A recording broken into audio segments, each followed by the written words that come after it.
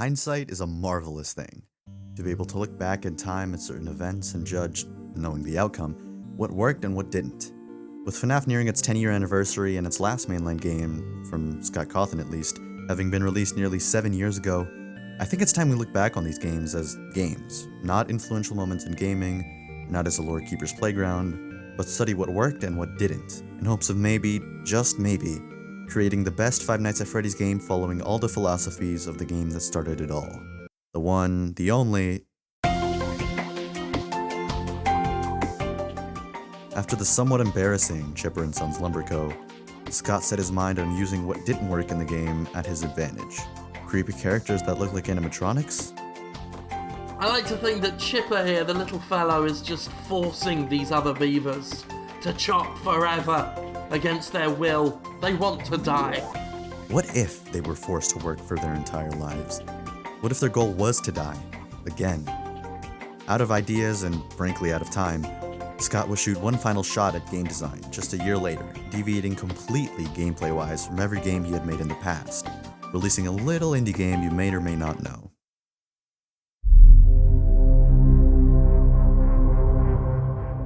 Now, this won't be an overview of the series, but rather a dive into what I like to call the Freddy's formula, and what each gameplay did uniquely that made the gameplay more fun, and what didn't. Five Nights at Freddy's marked the benchmark for all games to come, meaning that this game in particular hosts very little offense, as it didn't deviate at all from the formula. It was the formula. At its core, the Freddy's formula is based on one main concept: resource management. What you'll find is that good parts of the gameplay enhance and diversify the resources in question, and the bad parts either overcomplicate or oversimplify the gameplay. Or it's RNG. The door system links into the idea of resource management. The main way you keep the main enemy away drains the main resource of the game. In this way, every time you choose between the doors, you need to consider every other resource sucker in the game. In an instant, a generic action horror game becomes a strategy game. Add a few robot mascots and boom, the Freddy's formula. Five Nights at Freddy's. Where other games struggle because they deviate from the first game, this game plays it too safe. And this isn't anyone's fault. It's more of a testament to the later games, and even the fan base to an extent. Now that we know just how detailed the systems can get, the simplicity can come off a little, well, easy. And while not an outright issue, we want the best. More than just a power system means more use of the player's biggest resource, their brain. Although overstressing the player can, and often does, lead to frustration, which we need to avoid at all costs. Five Nights at Freddy's 2. FNaF 2 evolved the formula of FNaF 1, adding more characters and another system, the music box. However, this game has the two most glaring problems in the series: action over reaction and RNG. Let's touch on that first point. The music box is a big mechanic in the game, and in order to interact with said mechanic, we need to use the cameras. On paper, that sounds great, until you realize that none of the other cameras help, because the animatronics will always give clear telegraphed warnings before they end your run. The mix of these two create a very formulaic system. Put on the mask, check the cameras, turn on the lights. Put on the mask, check the cameras, turn on the lights. Because it's very repetitive, it ends up making the big issue of the game even bigger: the RNG. Now, you may be able to get through the Five Nights without RNG being a hassle, but any more in that and you come to see the true villain of the series. Anyway, reduce the amount of mechanics that intertwine with each other in an effort to reduce RNG issues. Five Nights at Freddy's 3. FNaF 3 has been in the heat since it was released, being the reason for FNaF 4 and Sister Location and, well, all of them basically.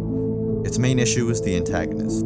Yes, the antagonist, as in 1. Instead of paying attention to 5 or 10, the game's focus is entirely on 1, which is fine and can work in some cases, but here it led to people beating the game almost effortlessly. Not good. What this game did introduce, however, was a heightened need for tracking.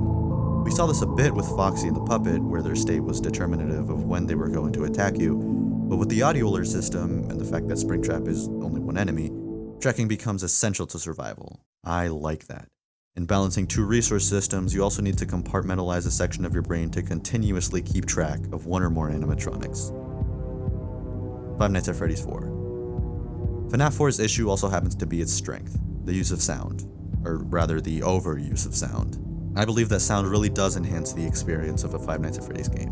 The point is to make the player use as many senses as possible without overwhelming them. In 4, the sound was used in a way it had never been used before, to identify the main threats.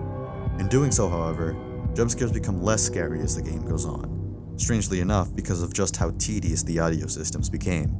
Muddy, dim, inconsistent audio mixed with a loud jump scare, it's just going to make the player upset. If there's going to be audio used, make it clear and make it consistent.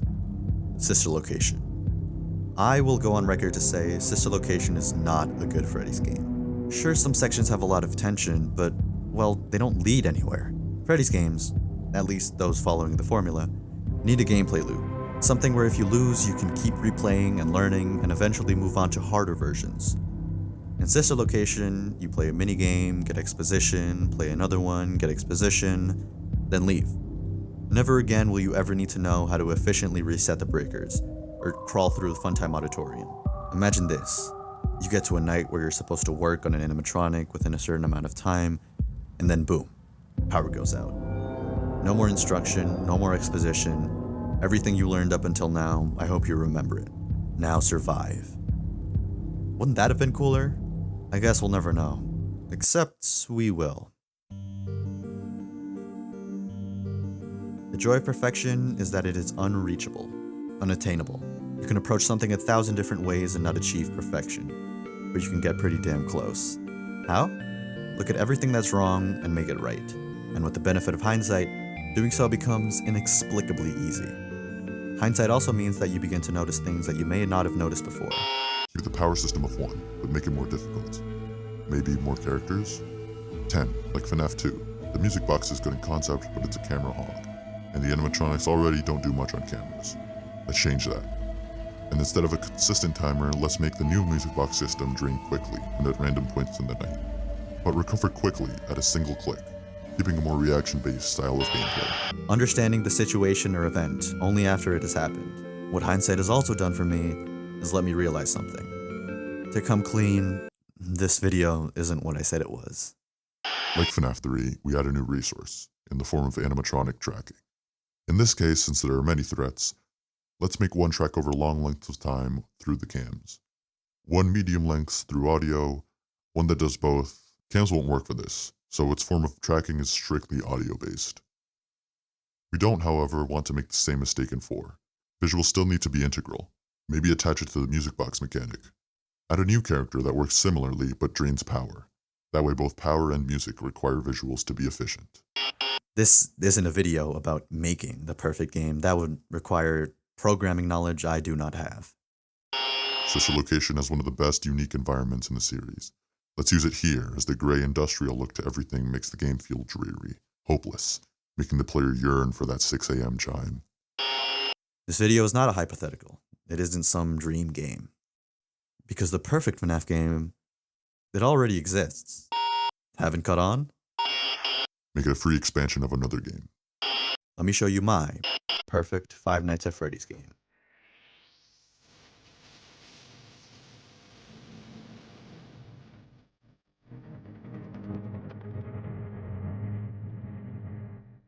That's right.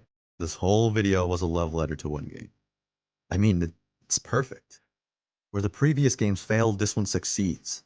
It's got the perfect number of characters. The challenges allow the player to experience how different mechanics intertwine with each other, teaching them to deal with each mechanic one at a time. The 2 doors, 1 vent setup is a perfect mix of FNaF 1 and 2, taking advantage of every single angle in the office that's visible to the player. The Electrobabs, Mini-Arenas, Yendo, Bonnet, and Ballora break the formulaic gameplay many games fall into by adding chance events. These events trigger at unexpected times, requiring the player to act quickly in order to maintain a steady workflow. Funtime Freddy and Bitty Bab are both tied to the tracking mechanic, both visually and auditory, whereas Funtime Foxy is strictly visual, requiring the new substitute for the music box, the oxygen. Yendo and Mini-Arenas both drain the oxygen rapidly, but they disappear just as fast. This almost reflex you need to get rid of them further scrambles your brain in a moment. And if you lose track of any one animatronic, well, then it's perfect. Five Nights at Freddy's Sister Location Custom Night is my perfect Five Nights at Freddy's game.